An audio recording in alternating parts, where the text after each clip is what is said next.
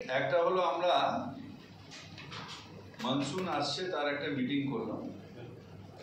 Mainly আমাদের কলকাতার জল যে খালগুলো যায়, চড়িয়াল খাল, মানিকতলা খাল, বনশ্রী খাল, বেগর খাল, বেলেঘাটা খাল, কেওড়াপুকুর খাল, বাগজোলা খাল, সিপিটি ক্যানেল, এই সব মেনলি সেগুলোর কি কন্ডিশন আছে না আছে আমরা মেনলি আমাদের ইরিগেশনের সাথে মিটিং করে বেশিরভাগই খাল ঠিক আছে, দু চারটে খাল ওরা আরও কিছুদিন আর নেক্সট ইয়ার ওটা পরিষ্কার করবে। আমরা কেএমডি এর কাছে আপ টু ডেট, পিডব্লিউডির কাছে up to date, public health engineering কাছে আপ টু ডেট, এইচআরবিসির যে ফ্লাইওভারটা আছে তার কন্ডিশন কি আছে সেটার আপ টু ডেট, এবং পোর্ট ট্রাস্ট তাদের পোর্ট এলাকার মধ্যে যে জলগুলো জমে তারাতলা মোড় থেকে আরম্ভ করে হাই রোডে, সেখানে ওরা কি কি করছে এগুলো জানি। এর সাথে সাথে আমরা সিএসসি কে অন টু রাখতে বলেছি, আমরা ওয়েস্ট বেঙ্গল ইলেকট্রিক সাপ্লাই কর্পোরেশনকে রাখতে বলেছি, সিভিল ডিফেন্সকে রাখতে বলেছি, পুলিশ নিজের মতন করে তাদের বর্ষার যে অ্যারেঞ্জমেন্ট সেগুলো করেন। আমরা কেএমসির যে কাজগুলো অর্থাৎ সব পাম্পিং স্টেশন দেখে সেগুলো যাতে ঠিক থাকে, যদি পাম্প ইমিডিয়েট খারাপ হয় তাহলে তার সাবস্টিটিউট পাম্প রাখা, সব লকেট আর পেন স্ট্রোকগুলোকে মনিটরিং করা, আর মেজর ওয়াটার লগিং যে জায়গাগুলো আছে, কয়েকটা জায়গায় এখন আর ওয়াটার লগিং হয় না কারণ আমরা ওখানে পাম্পিং স্টেশন বসিয়ে দিয়েছি। এখনও কিছু জায়গা আছে যেখানে ওয়াটার লগিং প্রায় আমাদের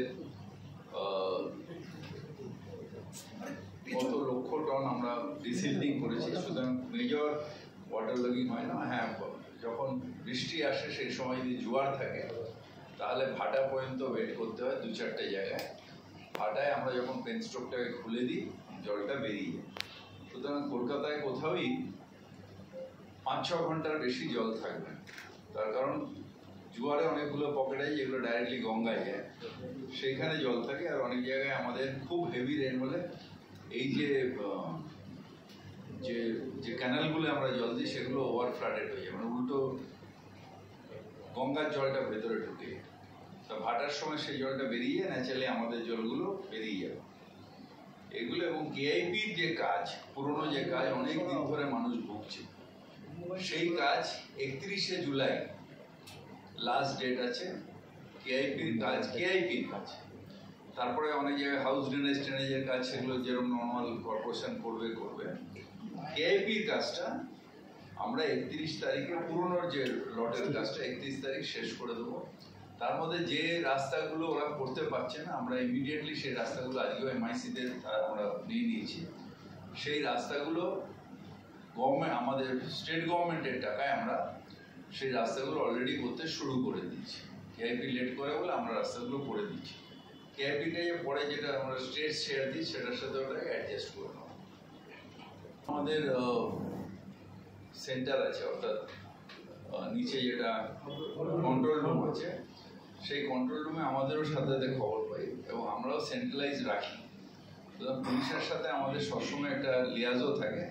আমাদের রাস্তাতে মেনলি হয় যে যখন গাছ পড়ে যায়, সেই গাছটা কাটার জন্যে আমাদের লোক লাগে, সেটা আমাদের এই হেড অফিসে কনস্ট্যান্টলি থাকে। যেখানে দরকার হয়ে যায় বড়গুলোতে থাকে, যেখানে দরকার আমরা সেখানে হ্রাস করি। সুতরাং সেই কাজটা আমাদের হয়। এবং বড় পাম্প টাম্প যেগুলো রাখার, হেভি ডিউটি পাম্প যেখানে ওয়াটার লগিং জায়গা, সেগুলো আমরা সব রেখে থাকি। এই কাজটা আমরা রিভিউ করলাম যাতে মানে বর্ষাকালে যাতে অসুবিধা না। পোর্টের অ্যাকচুয়ালি কোনো ড্রেনেজ সিস্টেম নেই, মানে পোর্টের ভেতরে না, এরিয়া না, ড্রেনেজ সিস্টেম নেই। বহুদিন ধরে 100 বছর হবে কি 50 বছর আমি জানি না, আমি ছোটবেলা দিয়ে কোনোদিন দেখিনি যে ওখানে ডিসিল্টিং। শুধু ওই জায়গাটাই বোর্ডকে এর আগেও চেয়ারম্যান যখন এসেছিল বললাম, আজকেও বললাম। আজকে কোর্ট, মহামান্য আদালত বলেছেন যে ওটা তো প্রায় ভেঙেই ফেলেছেন, আর কিছু করার দরকার নেই। ওর কি কি ছিল, মানে বিল্ডিং প্ল্যান ছিল কি না ছিল, ফায়ার লাইসেন্স ছিল কি ছিল না, আমাদের এক্সাইজের পারমিশন ছিল কি ছিল না, এগুলো নিয়ে পরশুদিন আসুন, এই কথা হয়েছে। বিচারপতি মন্তব্য করেছেন যে কলকাতা পুরসভা যে ধারায় নোটিশ ইস্যু করেছে সেই ধারায় হোটেল ভাঙা যায় না। দেখুন, আমাদের কাছে স্পষ্ট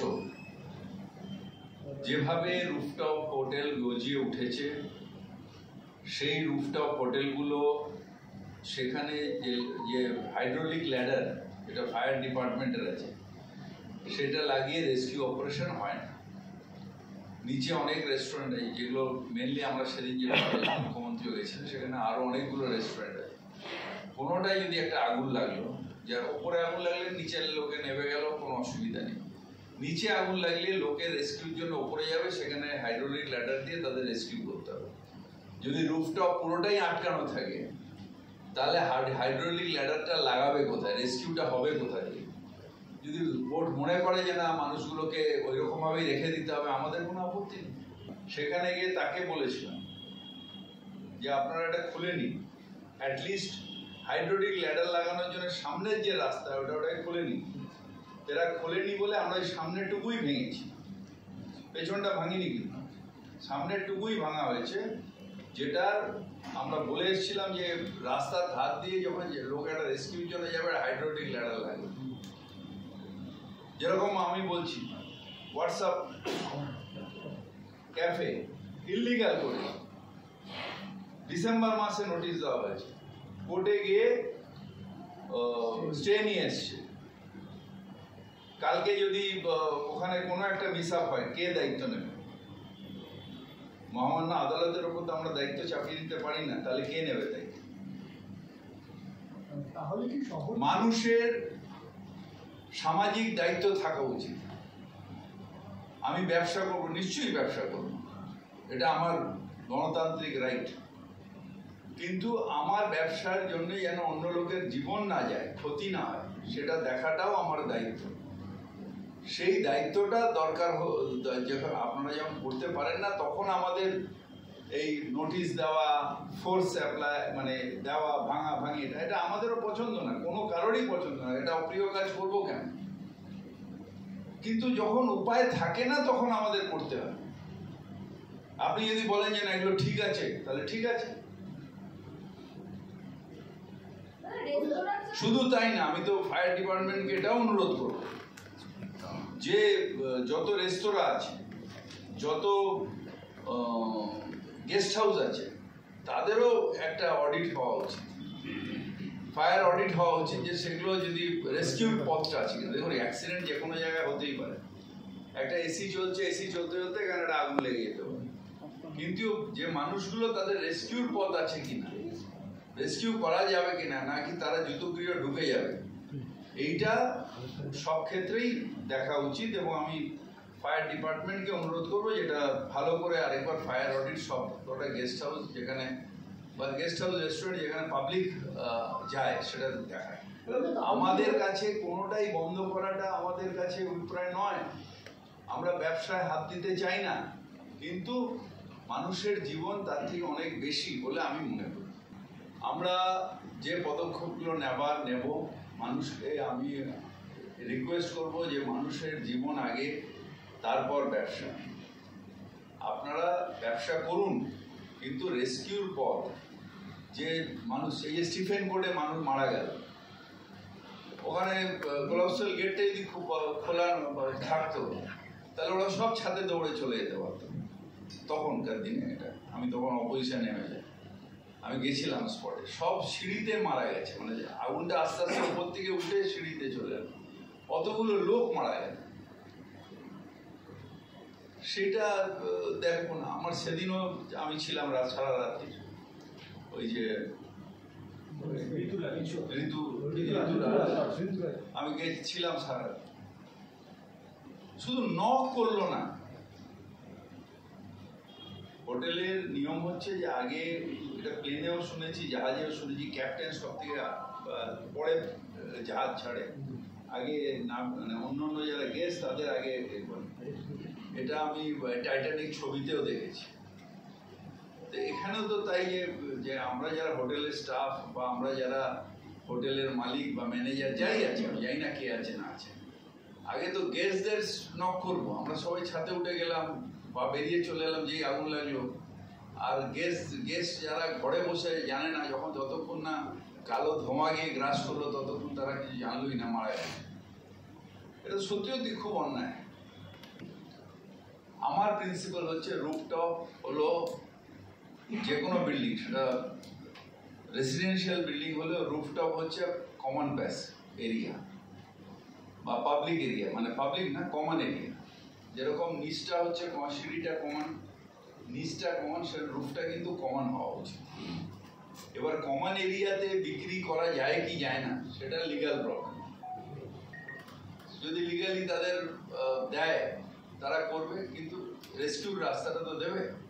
আর যদি আমার মতে যে সেটা করা উচিত নয়, আমিও আমার লিগাল টিমকে বলেছি যে হেন্সফোর যাতে রুফটপকে কেউ বিক্রি না করতে পারে সেটার জন্য দেখো কি আইন টাইন আছে। যদিও সেই আইন বানানোর মালিক আমি নই, কর্পোরেশন সেই আইন বানানোর মালিক নয়, কিন্তু আমার এতদিনের এক্সপিরিয়েন্সে আমার মনে হয়েছে যে rooftop should B a common area, যেটা কেউ আটকাতে পারে না। কারণ মানুষ নিচ থেকে যখন আগুন ধরে তার রেস্কিউ বন্ধ করে। এবার একটা প্রশ্ন আছে, রুফটপ ধরুন আমি সাউথ সিটির মতন রুফটপ খুলে রাখলাম, দুরুম করে গিয়ে লাফিয়ে সুইসাইড করল, তখন বলে রুফটপটা খোলা রয়েছে তাই। আমি কয়েকজন যারা এই সাউথ সিটির বিল্ডার তাদের সাথে কথা হচ্ছিল, তারা আমায় বললো যে আমরা তো রুফটপ খুলে রাখলে কেউ সুইসাইড করে। তখন তাকে বললাম যে আপনারা জালটা বড় করে দিন, জাল বেয়ে বেয়ে উঠে গিয়ে সুইসাইড করবে, এরকম হয় না। কারণ সুইসাইড ওই সময়টা 1 মিনিট 2 মিনিটের, 1 মিনিটও না, কয়েক সেকেন্ডের থাকে। ওকে যদি কেউ একটা থাপ্পড় মারে তাহলে ওর নোটিভটা চেঞ্জ হয়ে যায়। ওটা ওই সময়টা একটা প্রচন্ড মনের মধ্যে সেই সময়টা লোকে করে, ওই সময়টাকে যদি আটকানো যায়। তো এটা আমার পার্সোনাল, আমি এও না, মানে মনোতত্ত্ব বিজ্ঞানীও নয়, কিছুই না, সাধারণ মানুষ হিসেবে এতদিন পাবলিক লাইফে রয়েছি, এত বছর ধরে রয়েছে, আমার মনে হয়েছে যেগুলো সেগুলো মনে হয় যে যাদের আছে তাদেরও, যারা ফ্ল্যাটের মালিক তাদের প্রত্যেকেরই ওখানে অধিকার থাকা উচিত। যে কোনো রুফটপে বা যে কোনো যদি সেখানে এস্টাবলিশমেন্টের মালিক হয় তারা যাতে রেস্কিউতে ওপরে যেতে পারে এটা নিশ্চিত করা উচিত। এইটা নিশ্চিত করলে কি তারা ব্যবসা করতে পারবে? এটা আমি বলতে পারবো না, কারণ লিগ্যাল এন্টিটি তারা রুফটপটা কেউ কিনেছে কি কেনেনি।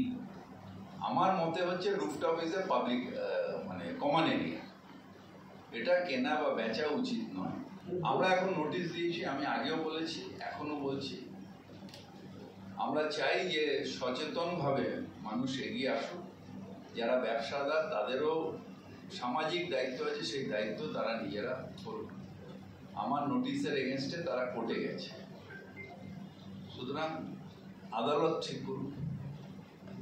যে ভগবানের দেওয়া জীবরা বাঁচবে না মরবে সেটা আদালত ঠিক করবে।